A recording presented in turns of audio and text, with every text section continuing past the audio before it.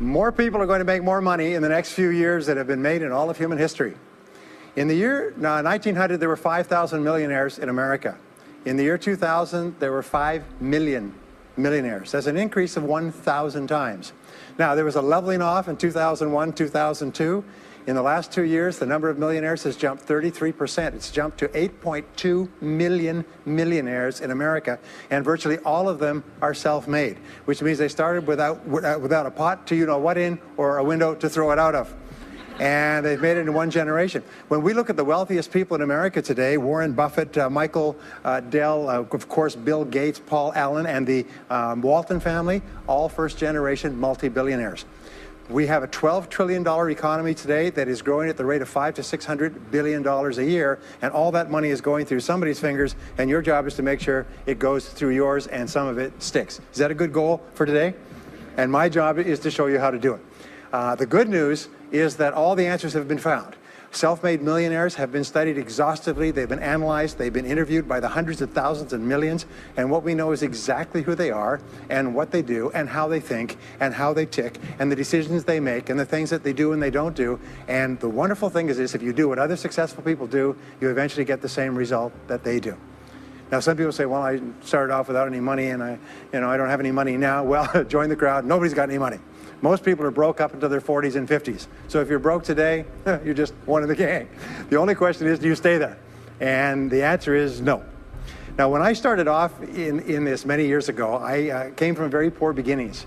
I did not graduate from high school. I finished in the half of the class that makes the top half possible. When I left school, I dropped out of high school. I could only get laboring jobs. I was told, by the way, if you don't get a good education, you won't do well in life. Don't get good grades, you won't get a good job. Don't go to college, you won't do well, and so on. And I believed that for a long time until I found there's hundreds of thousands, millions of people who dropped out of high school who went on to become millionaires and billionaires as well. The reason I say that to you, by the way, is don't let it hold you back. Don't let any experience that you've ever had in your life act as a brake on your potential, because there's hundreds of thousands of people who've had it worse than you could ever dream of, who've gone on to accomplish wonderful things. So, I worked at laboring jobs for several years. I worked in construction. I worked on farms and ranches. I worked in factories putting nuts on bolts hour after hour. And one day, in a state of frustration, I began asking this question: why is it that some people are more successful than others? Now, in the Bible, there's a line that says, "Seek and ye shall find, for all who seek findeth. Ask and the door will be open." So I began asking other successful people, what are you doing differently from me? And they told me, and I did it, and I got better results. I got into sales when I could no longer get a laboring job, like many of you. And in sales, I noticed that one of the guys in my company was making 10 times as much as anybody else, and he was selling the same product out of the same office at the same price to the same people under the same conditions, and he was making 10 times as much as anybody else. So I went and asked him, what are you doing differently from me? And he told me, and I did it. Now, what I discovered, which changed my life and which brought us here today, is I discovered the law of cause and effect. The law of cause and effect, sowing and reaping, action and reaction, is the great universal or iron law of the universe. What it says is that everything happens for a reason, is that there are no causeless effects, is that even if we don't know what is causing the effect, we trace it back. It's the basis of the scientific process, of all medical research, of all marketing, of all business, is if you can define an effect that you want, you can trace it back and find somebody who at one time did not have that effect, and then find out what they did, and then do the same things, and you eventually get the same results. We say that success is not an accident. Failure is not an accident. Success leaves tracks. So if you just follow the tracks of other successful people, no matter where you're starting from, you eventually get to the same place that they get. Well, this was a shocker for me, because, and I learned later in psychology, by the way, that one of the two most important things we need to have to be happy and healthy is a sense of control, a feeling that we are in control of our lives, that things are happening for a reason, and a sense of coherence, a feeling that things fit together. Well, when I realized the law of cause and effect explained everything, I got, wow. So in sales, I went to the top of my sales force. I read and I learned, attended courses, and especially I applied what I learned. And then when I got into sales management, I again read the books and took the courses and asked for advice. And when I got into real estate and importation and development and manufacturing and distribution and a whole series of businesses over the years, the first thing I did is I asked, how does it work? How do people succeed in this field? And then I buried myself and immersed myself. I spent hours and hours and hours studying, and then I did what the most successful people did. Interesting point. We say that nature is neutral. In other words, nature doesn't care who you are. It doesn't care if you're tall or short or male or female or black or white, educated or uneducated. Nature doesn't care. All that nature cares is that you do what successful people do. It's like making a recipe. Nature doesn't care if you follow a recipe. If you follow the recipe exactly, you get the dish. Nature doesn't care who's doing it. And that's the wonderful thing about our society. It's basically like justice. It's blind, is nature doesn't care. In fact, there are a lot of people who are not as smart and not as talented as you who are doing vastly better than you, not because they're better, but because they're just following proven success methods. There's nothing that will make you madder than to see somebody who's dumber than you, who's making more money than you, right? Have you had that experience? So what we do is we use proven success methods. We just find out what they are, and we do them over and over again. Quick point, nothing works the first time, okay? Please understand that. Nothing works the first time. What is the average number of times that a person tries with a new goal before they give up? Can you guess? Well, the average is less than 1, because most people give up before they try even once. They say, that's a great goal. I'd love to be financially independent. And then they give up. They don't even try. They say, but I couldn't because of this and because of that and so on. And then they move away to a wonderful place called Someday I'll. You ever heard of Someday I'll? Someday I'll start saving money. Someday I'll get out of debt. Someday I'll lose weight. Someday I'll start a business. Someday I'll get serious about my finances. And most people live on Someday I'll. Your job and my job is to vote yourself off the island, right? And we start taking control of our lives. Well, about some years ago, I was called by a major businessman, and he asked me if I would do a talk for his 800 entrepreneurs that own separate franchises within his organization on how to become a self-made millionaire. And I said, sure. When you're a young speaker, you agree to speak on any subject. Sure, I'll speak on that subject. Now, I was just like most people. When I was young, I wanted to be a millionaire by the time I was 30. And when I hit 30, I put it off to 35. And as I got to 35, you put it off to 40, and then you kind of just don't look at it anymore. You forget about it and feel the deck is stacked against you. Well, I was about 38, 39 when he called me up and asked me. I said, sure, no problem. And I said, now, what do I know about self-made millionaires? And this is a shocker. I didn't know anything. Oh, I knew that they had more than $1 million, but that's a real basic piece of knowledge, you know.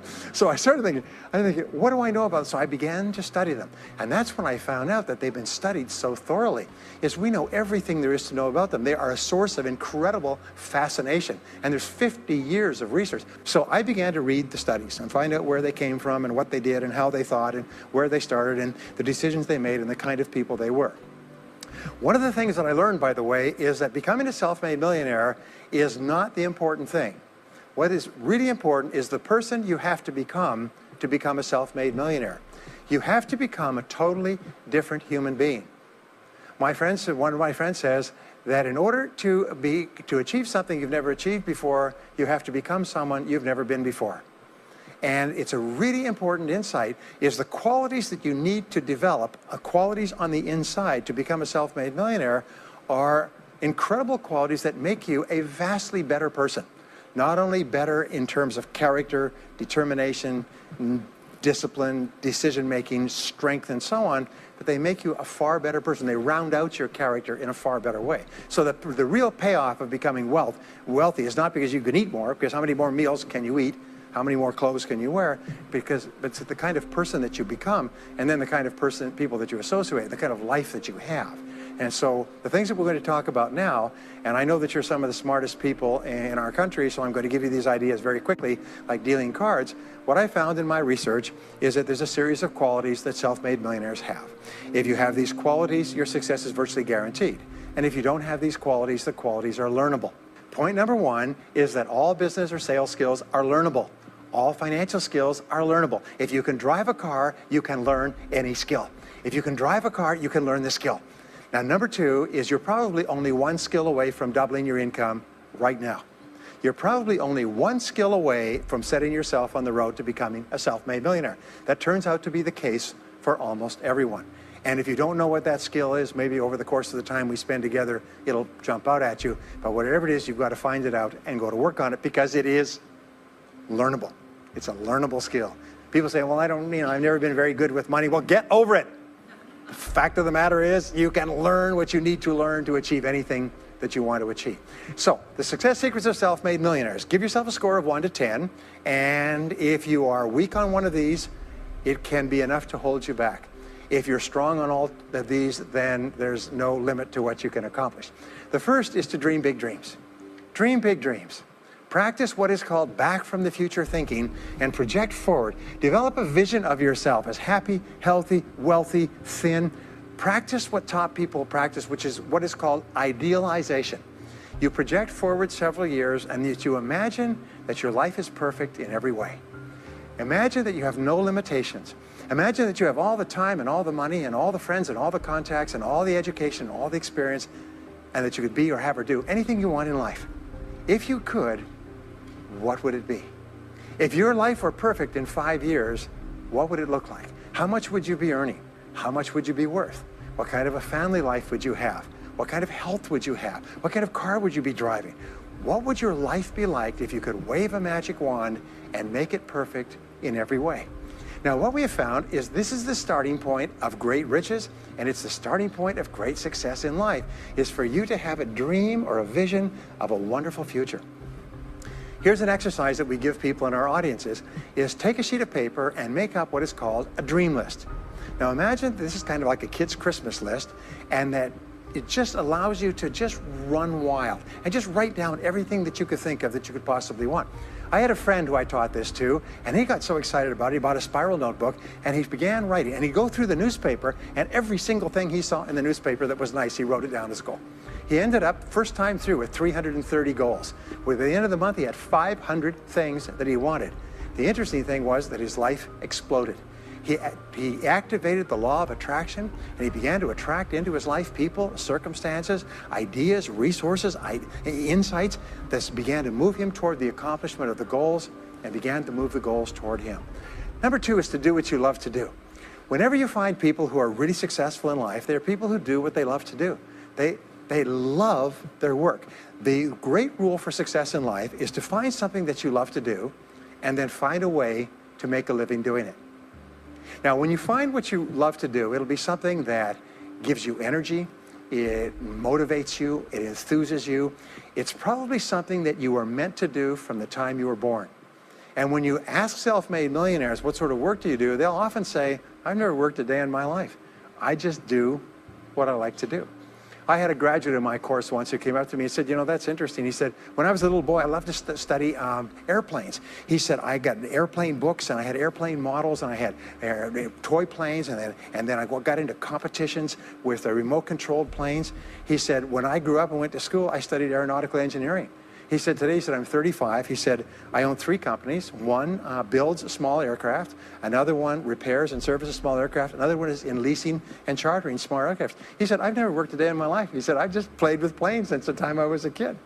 So one of the things that you can do is go back to the time when you were young, as a child between the ages of 7 and 14, before you discovered boys or girls, and what is it that you really love to do?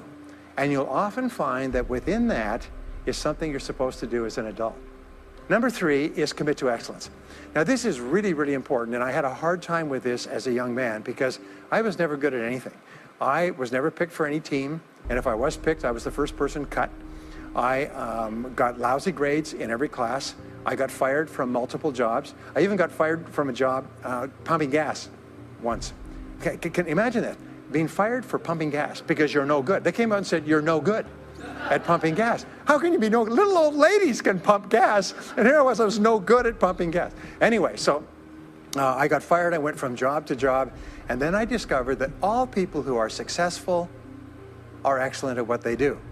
You know the old question they asked Willie Sutton, the bank robber, why do you rob banks? He said, well, that's where the money is. Well, being in the top 10% is where the money is. So what you have to do is you have to pay any price and make any sacrifice to get into the top 10% in your field. Now here's the good news. If you're doing what you love to do, you will want to be in the top 10% in your field. If you don't want to be excellent at what you're doing, it means you're in the wrong field. It just means that you're marking time, you're treading water. And there's a lot of people who are in their field and they do their job and, they go home at night, they don't think about their work and so on. And this kind of an attitude means that you have no future. You have a very shaky present. That crackling sound you hear is the ice breaking under your feet, okay? And you have no future, because if you're not doing what you love to do and throwing your whole heart into it, you're just marking time. But everybody is designed so that there is something that you love to do that you can do well. And the fact that you love it means that you probably have the ability to excel at it. So make this decision to get into the top 10%. And let me tell you what changed my life. Here I was struggling in my late 20s, and I learned this. It was a breakthrough thought, is that everybody's in the top 10% started in the bottom 10%. Everybody who's doing well was once doing poorly. Everybody who is at the top of your field today was once not even in your field at all and didn't even know it existed. What that means is that if you're willing to pay the price and work hard and make the sacrifices, you can get into the top 10%. Now, how long does it take? It doesn't take a week or a month. Most people are really impatient. And to achieve mastery in your field takes 5 to 7 years. People say 5 to 7 years. Geez, I'll be 5 to 7 years older before I start enjoying the big rewards. Well, how much older will you be in 5 to 7 years anyway? Now, here's an important point. Are you ready? The time is going to pass anyway. The time is going to pass. 5 to 7 years from now, 5 to 7 years will have passed. The only question is, are you going to be at the top of your field, or you're still going to be down there with the mediocre 80%? And the wonderful thing is this: is nobody's better than you, and nobody's smarter than you. If anybody else is at the top of their field, it means that you can be at the top of your field. Just go to them and find out how they got there, because they started at the bottom. Now, it may take longer for some people and less for others, but everybody who puts one foot in front of the other and keeps moving eventually gets there. And that's where all the rewards are. And not only that, that's where all the joy in life is. When you're really good at what you do, you feel wonderful about yourself. You're respected and esteemed by everybody around you. You can write your own ticket. You can open any door when you're good at what you do, because you get up in the morning and you know you're good. And that is more important than the rewards that go with it. The next key is to develop your unique talents and abilities. Every single person is designed from infancy with special talents and abilities that, if you develop them to their height, can enable you to accomplish anything you want in life. Everyone is genetically structured to be able to do something superbly, to do something they enjoy, to do it well, and to get great satisfaction from it. Peter Drucker often asks the question, what are you good at? What are you good at today? What should you be good at? What could you be good at? What will you be good at? And so one of the questions that we ask is, looking back in your life, what has been most responsible for your success up to now? What has been most responsible in the past? What is it that you have done that has gotten you the best results? Because as we said before, success leaves tracks. And if you look back into your past, you'll often find indicators that guide you to your future. Do you remember that fellow that won $300 million in the lottery? He was a high school physics teacher. And they asked him what he's going to do with it. He said he's going to take a week off and then get back to work, because he doesn't want to give up his job teaching high school physics, because he loves his work so much. That is a person who's in the right place for him. And now he can just drive to it in a nicer car. Anyway, now the next key to becoming a self-made millionaire is to see yourself as self-employed. What we found is the top 3% of adults in our society see themselves as self-employed. They see themselves as in charge of their own lives. When I started off my career as a young man, I was 21 years old, working as a construction laborer, living in a one-bedroom apartment, broke, taking buses 2 hours every morning to get to work and buses 2 hours to get back. I still remember that, and I still remember a light going off one evening. I was sitting there in my little apartment, in my little kitchen alcove, and I suddenly realized that I was responsible, that I was in charge of my own life, that no one was coming to the rescue. And it was one of the great turning points in my life. So what you find is that all exceptional people are highly responsible people. They look upon themselves as self-employed. Sometimes I'll ask an audience, I'll say, how many people here are self-employed? And some people will raise their hand and some won't. I'll say, now what's the true answer to this question? And the true answer is that everyone is self-employed. The biggest mistake you could ever make is to ever think you work for anyone else but yourself. Even if someone else signs your paycheck for you all your life, the most valuable people in any organization are the people who treat the company as though it belongs to them. They see everything that happens as affecting them personally. They're not the 9-to-5ers, the no-hopers that say, well, I go to work, when I'm not at work, I don't think about my work. These people, somebody has told them that's a clever way to think, It's the way losers think. Winners think about their company, and when they're not there, they think about how they can do it better. When something happens in their company, they take it personally because they see themselves as highly responsible. As a result, they're paid more, they're given more educational opportunities, they're promoted faster, and these are the people that eventually, like cream, rise to the top of every organization and every industry, the top 3%. The next key to becoming a self-made millionaire is to develop a clear sense of direction. Developing a clear sense of direction means that you need to become intensely goal-oriented. We find that all successful people are goal-oriented. There's an old saying, you can't hit a target that you can't see. You've got to know what you want in every area of your life.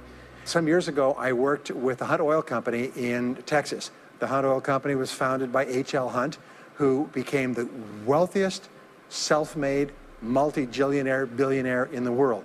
At his peak, he owned 200 companies and had a royalty income of $3 million a day. Most phenomenal man, by the way. And he was interviewed by a friend of mine on television before he died in the early 70s. And he was asked, what are the secrets to success? He said, the keys to success have only been two through all my life, and I will tell you what they are. He said, number one, he said, decide exactly what it is you want and write it down and make a plan to achieve it. And number two is determine the price you're going to have to pay to get it and then resolve to pay that price. Now, where the law of sowing and reaping cause and effect, I learned an additional point to that. I learned that your current life today is the result of the price you've sown up to now. Is whatever you've put in, you get out. So whatever you're getting out today is a result of what you've put in. If you don't like what you're getting out, what you have to do is you have to put in something different. What I found is this, is that life is always just in the long run. So therefore, life says this, is there's a price you have to pay, and there's two qualities. First of all, you have to pay the price in full for your success of study, preparation, hard work, and so on. And second of all, you have to pay the price in advance. You don't get it afterwards. The way the world works is first you put in what you need to put in, and then you get out the rewards. So you have to ask yourself, what is the price that you have to pay to achieve the success that you desire? And you have to write it down and make a plan and work on it every day. Now let me give you a quick exercise, which is my only take-home or homework exercise for our time together. I want you to take a piece of paper like this and write down 10 goals that you'd like to accomplish in the next 12 months. Write the word goals and today's date at the top of the page. Write down 10 goals you'd like to accomplish, and then ask yourself this great question. If you could only accomplish one goal on this list, but you could accomplish it within 24 hours, which one goal would have the greatest positive impact on your life? Now this is a great question because it'll usually jump out at you.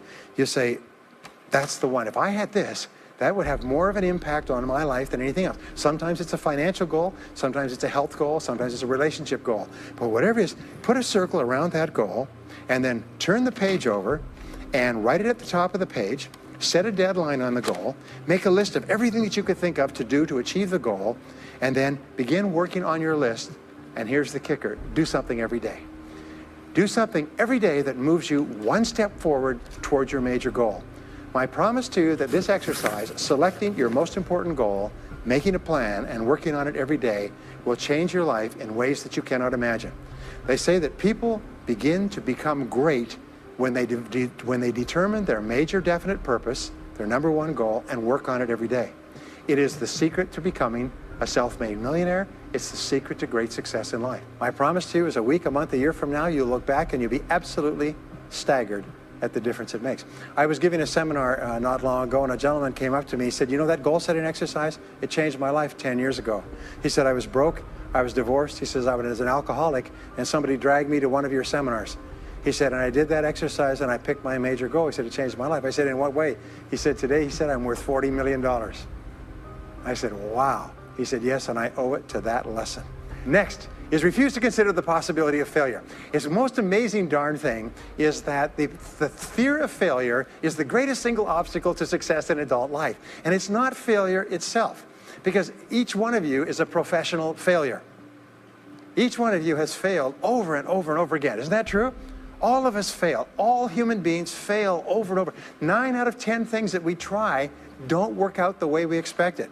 We have failures in relationships and in jobs and in careers and investments and everything. It's not the failure that holds you back. The failure makes you smarter. We say that it is the fear of failure, not failure, that holds you back.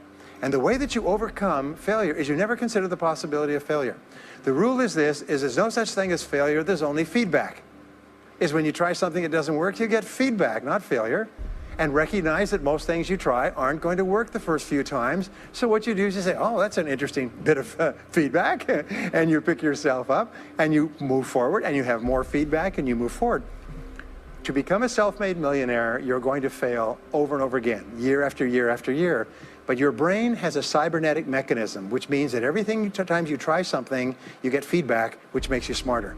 And when you try something else, you get feedback, which makes you smarter. And eventually you reach the point where you're too smart and you stop making mistakes. You start to do more and more things right and fewer things wrong. But you can't get there unless you have experienced the failures. Henry Ford once said that failure is merely an opportunity to more intelligently begin again. Now let me pass on one great rule to you, which has been discovered in interviewing self-made millionaires. Self-made millionaires look into every failure for something good. They say there's got to be something good in this that I can benefit from, and surprise, surprise, they always find it. Second is self-made millionaires always seek the valuable lesson in every setback or obstacle or temporary failure, and they always find the lesson. Now, what do failures do? Failures whine and cry and think about what they've lost and blame their problems on someone else. Successful people say, what can I learn from this that will make me smarter next time? And my promise to you, those who seek find, is that if you go looking for a valuable lesson in the biggest problem that you're facing today, you'll always find the lesson. Here's another possibility. Your biggest problem today could be the biggest gift that you have ever received, because it may contain within it the lesson that will make you successful. If you stop thinking about what happened and who's to blame, and you start looking for the gift within your problem, sometimes it can transform your life. The next key is to dedicate yourself to lifelong learning. Now, what takes you from rags to riches is personal development, personal and professional development. In the 21st century, as Peter Drucker says, knowledge and skill are the keys to the 21st century.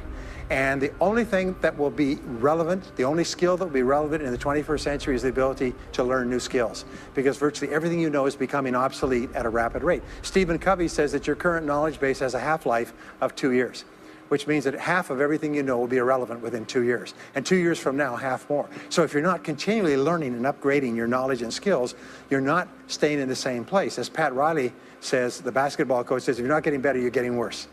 If you're not constantly learning, you're actually falling behind. So here are the 3 keys to continuous learning. Number 1 is read in your field 30 to 60 minutes each day. In other words, turn off the television, turn off the radio, put aside the newspaper, and just read in your field. The very best places to read, by the way, are books. Read books, the best-selling books written by the most successful people in your field, because books contain a wealth of riches that can enable you to function at a far higher level, to get much better results than you could before. So read 30 to 60 minutes a day.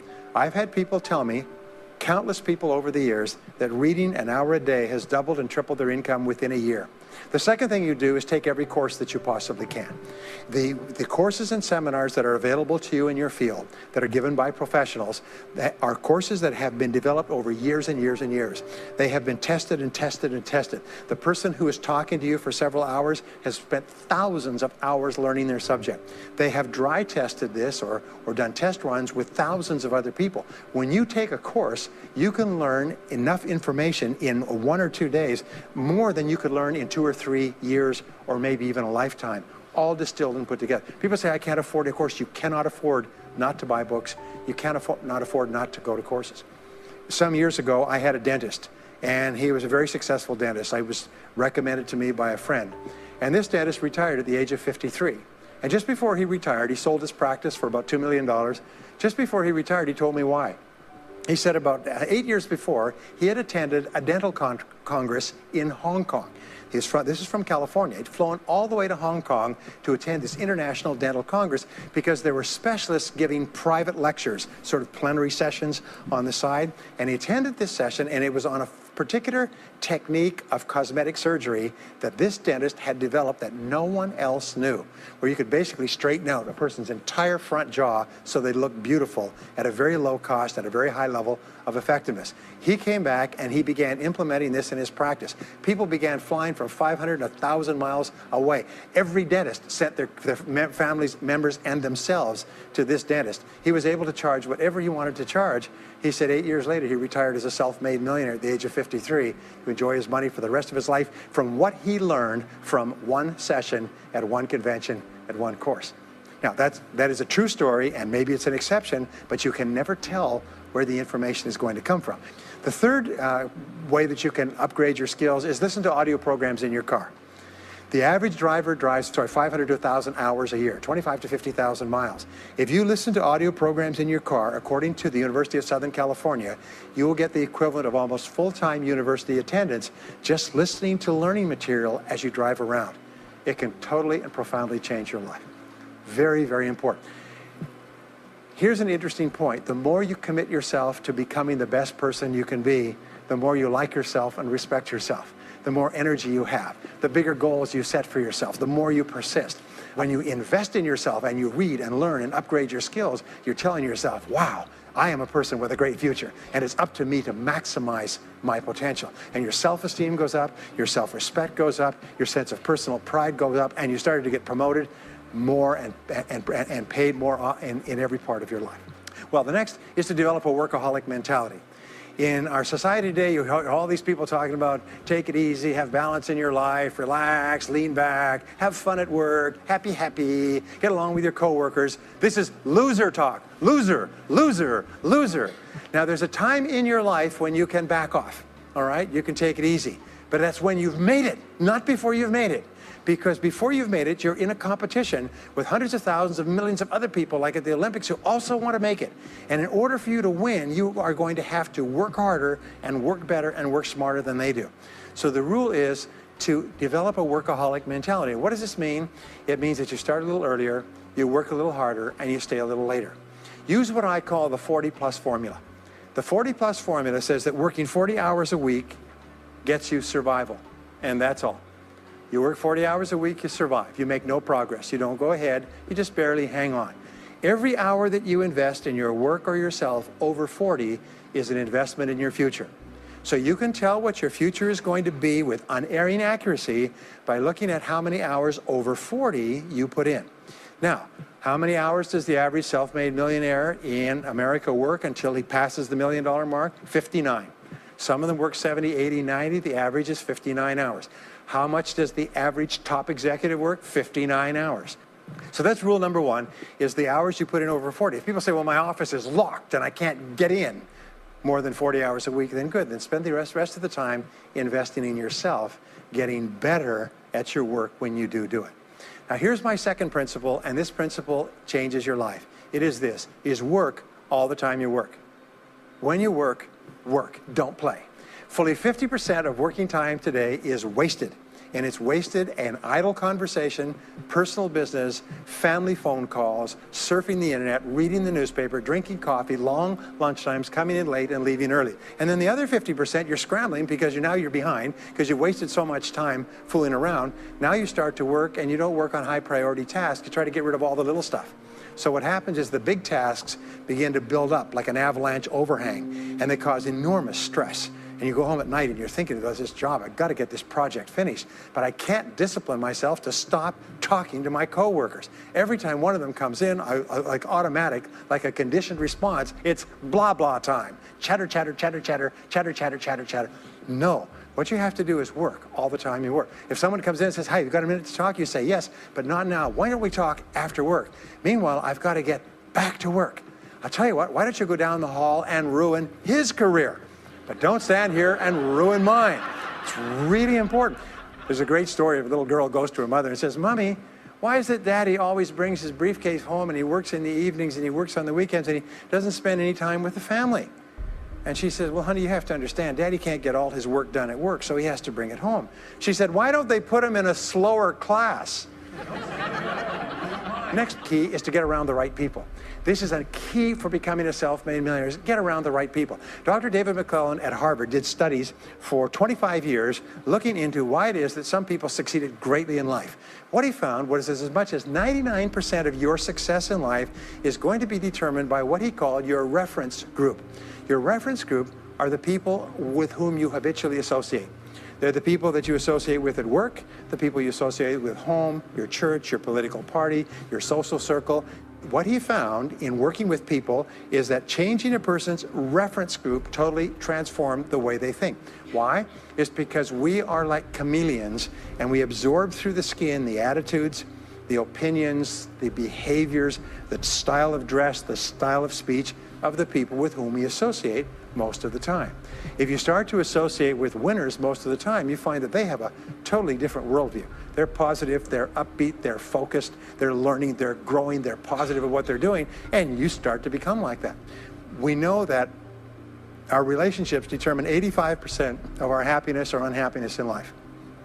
In other words, if you have bad relationships, personal relationships, they will drag you down worse than a sea anchor. If you work for a bad boss, it'll destroy all your joy in work. If you have one negative coworker, they found that one negative person in an office can cast a blackness over the whole office because of his or her negativity. And so the most important thing you do is you choose your relationships with care and only associate with people that you like and respect and enjoy being around. Next is be prepared to climb from peak to peak. One of the keys to becoming a self-made millionaire is to realize that life is never one continuous train. It's always up and down. So it goes up. Like if you climb a mountain peak, you have to go down into the valley before you climb the next peak. So all of life is cycles and trends. All of life is cycles and trends. And there's up cycles and there's down cycles, and there's up trends and there's down trends. The question is, what is the general direction of your trends? We say this, is that life is 2 steps forward and 1 step back. Successful people focus on the 2 steps forward, and then they protect themselves on the downside. They build up cash reserves.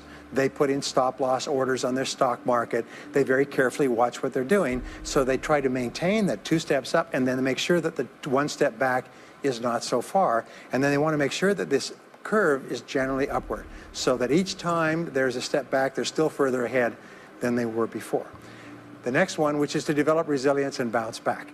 Developing resilience and bouncing back is one of the key qualities of self-made millionaires, because as I said right at the beginning, most things won't work. This is a very interesting point, is that you're going to be knocked down over and over again. And what we know, as my friend Charlie Jones says, is you have to bounce, don't break. And when things go wrong, bounce. And so what I learned many years ago was this interesting technique of what is called mental rehearsal. And mental rehearsal says that you mentally prepare for the inevitable downturns before they occur. So you say, all right, in the course of life, things are going to go wrong, but when they do, I'm not going to become upset. I'm not going to get mad or angry or anything else. I'm just going to take it and learn from it and pick myself up and keep going. Sometimes I ask this question, does anybody here have any problems? Everybody says yes, everybody's got problems. Well, here's the rule, is all of life is a continuous series of problems. They never end. The problems just keep on coming, like the waves of the ocean. The only break in this unbroken series of problems will be the occasional crisis. So life will be problem, problem, problem, problem, problem, problem, crisis. Problem, problem, problem, problem, problem, crisis. It's like the waves of the ocean. 6 problems and a crisis, 6 problems and a crisis. Which means that everybody here is either in a crisis right now, has just gotten out of a crisis, or is just about to have a crisis. So what we have found is this, the hallmark of superior people, 30 years of research, is how you respond to a crisis. How you deal with problems and how you respond to a crisis. And what we have found is this, is superior people look for the solution to every problem. They don't allow themselves to become upset and angry. When something goes wrong, they say, okay, what's the solution? And they become intensely solution-oriented. When you have a very intense problem, that stimulates creativity to solve the problem. So what you do is you write and define the problem clearly. If you have a problem, you say, wait a minute, what is my problem? What is it that I'm worried about? And write it down. And the very act of defining a problem clearly often triggers the solution to the problem. One last technique that I want to give you with regard to your major definite purpose. And if you only do these two things as a result of our time together, they will transform your life. You've already identified the one goal that can have the greatest positive impact on your life. Now what you do is you take that goal and you write it at the top of a page in the form of a question. And you say, let us say your goal is to double your income. That could have a major impact on your life. You say, what are all the things that I could do to double my income in the next 12 months? Write it as a clear question. Even better, if you're earning $50,000 a year today, write, what could I do to earn $100,000 over the next 12 months? The more specific the question, the better. Then you devote yourself to writing 20 answers to this question. You must write a minimum of 20 answers. Work harder, work smarter, start earlier, stay later, change occupations, upgrade my skills, whatever it is, keep forcing yourself to write till you've written 20 answers. We call this mindstorming. The first 3 to 5 answers will be easy. The next 3 to 5 answers will be difficult. The last 10 answers will be incredibly difficult. But I have given this exercise to people who've gone on to become millionaires so many times I've lost track, because they often find that the 20th answer changes their whole life. And if you've ever done this once, it's absolutely staggering. More people have become millionaires with this simple idea of mindstorming, what I call the 20 idea method, than any other single method of creative thinking ever discovered. Once you've got your 20 answers, pick one answer and take action on it immediately. Once you've got, it doesn't matter what it is, just take one answer and take action on it, and that will keep you thinking and acting creatively all day long. The next key to becoming a self-made millionaire is to become an unshakable optimist. An unshakable optimist means that you think and talk about what you want most of the time. Optimists think and talk about what they want. They look for the good in every situation. They seek the valuable lesson. They're constantly feeding their mind with great ideas, which opens up new perspectives. What I have found is that optimists have 3 wonderful qualities. Number 1 is they learn more things. As a result, they dramatically increase the likelihood that they will learn the right thing at the right time. Number 2 is they try more things, which dramatically increases the likelihood that they'll try the right thing at the right time. And number 3 is they persist. They never give up. Optimists make a decision that once they've decided they're going to become wealthy, they just never stop until they achieve that goal. Now, will they have many setbacks and obstacles and difficulties? Do you know that almost everybody succeeds in a different direction from what they originally intended or from what they originally thought? But they just keep going. Almost like a football player running down the field, running, blocking, changing, moving back, forward, continually, but never loses sight of the goal. So optimists learn more things, try more things, and persist longer. I want to leave you with the last 2 qualities of self-made millionaires. Second to the last quality is that they develop the qualities of courage and persistence. I said before, the biggest single obstacle to success is the fear of failure. The antidote to the fear of failure is the habit of courage. And what we know is that you need 2 types of courage to succeed. The first type of courage is the courage to begin. It's the courage to launch with no guarantees of success. Someone once said that if all obstacles must first be removed, nothing will ever get done. So successful people are willing to think, plan, make decisions, and then take action with no guarantees. We say leap and the net will appear. Take action with no guarantees and then learn. The second part of courage is the courage to endure. It's the courage to persist. It's the courage to keep on keeping on. It's to make the decision in advance that you will never give up. No matter what happens, you will never give up. You will get knocked down over and over again, but you'll never give up. And the interesting thing is if you make that decision in advance, you'll find yourself continually bouncing back. So courage means the courage to begin and the courage to endure. And the final quality of self-made millionaires, and Napoleon Hill called this the master key to riches. After studying 500 of the richest people in American history, he said it's the quality of self-discipline.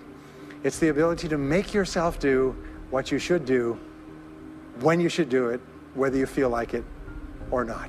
The quality of self-discipline is the quality that will make you a big success. It's the ability to force yourself to do what you know you should do. And here is the wonderful discovery. This persistence is self-discipline in action. Every time you persist, you build your self-discipline. Every time you practice self-discipline, you build your ability to persist. And the 2 of them are tied into your self-esteem. So the more you persist, the more you like yourself. And the more you like yourself, the more discipline you have. And the more discipline you have in practice, the more you like yourself. As a result, the more you persist. And eventually you get onto an upward spiral where you become absolutely unstoppable.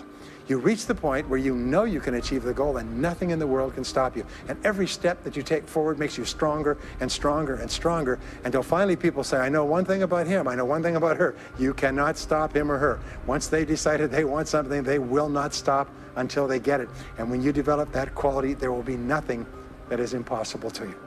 So let me just leave you with these last points. We're living at the very best time in all of human history. More people are going to make more money in the next few years than have ever been made in all of human history.